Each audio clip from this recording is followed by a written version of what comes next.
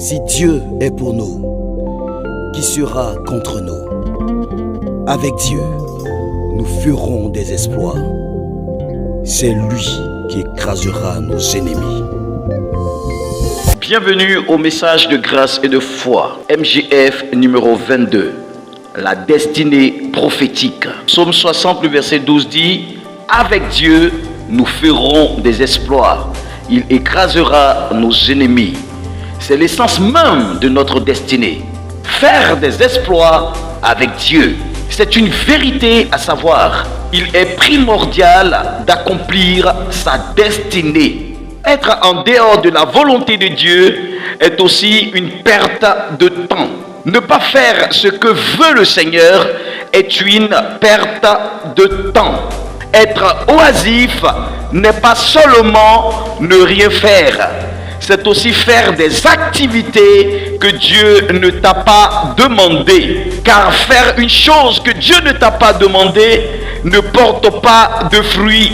On ne demande pas à Dieu de bénir une activité, mais on demande au Père de nous amener à faire ce qu'il a déjà béni. Chaque enfant de Dieu est comme une flèche de délivrance envoyée par Dieu dans le monde. Un peu à la manière du roi Joas et d'Élisée, tirant une flèche d'une fenêtre ouverte sur l'Orient, selon 2 Rois, le chapitre 13, le verset 14 à 17. Le psaume 127 au verset 4 confirme cette perception prophétique de l'enfant. Comme des flèches dans la main d'un guerrier, ainsi sont les fils de la jeunesse. Alléluia! Lorsque Joas tenait son arc pointé à l'est, cette frêle flèche n'était qu'une prophétie donnée par la bouche d'Élisée, mais elle le représentait lui, c'est-à-dire Joas, battant les Syriens à Aphek jusqu'au dernier. Sa foi lui permit de saisir une triple victoire. Alléluia. C'est ce qu'il obtint sur le champ de bataille. Je déclare que cette année, tu auras une triple victoire. Si tu crois, tu verras la gloire de Dieu.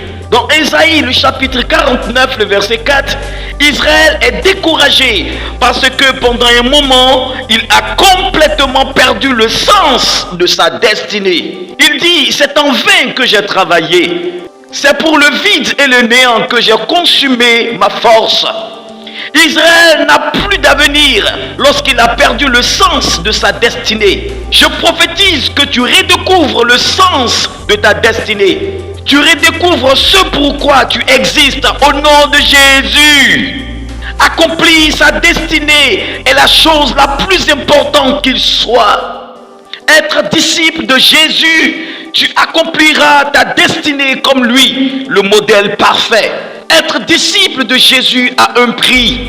Jésus a dit en Luc 14, verset 26, « Celui qui ne me préfère pas que son père, sa mère, sa femme, son mari, ses enfants, ses frères, ses sœurs et même sa propre vie ne peut être mon disciple. » Tu ne dois pas préférer ta vie, ta famille, tes projets que Jésus. L'Occident a plus cultivé les 5 sens et le carriérisme que le sens de la destinée. Il en résulte une crise idéologique sans précédent et le monde s'assombrit de jour en jour. Arrête un peu de penser à toi si tu veux accomplir ta destinée.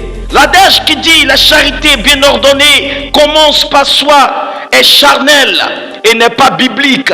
En Christ, la charité bien ordonnée commence par son prochain. En Christ, on vit d'abord pour l'autre et notre personne est en second plan. Celui que nous voulons suivre n'a fait de sa vie aucun cas. Il s'est donné en sacrifice. Il n'y a pas de plus grand amour que de donner sa vie pour ceux qu'on aime. Il faut un équilibre dans notre vie, conformément aux Saintes Écritures. Que ta vie soit ce sacrifice vivant, alors tu découvriras la volonté parfaite de Dieu, ta destinée prophétique. La suite dans votre prochaine émission. Shalom.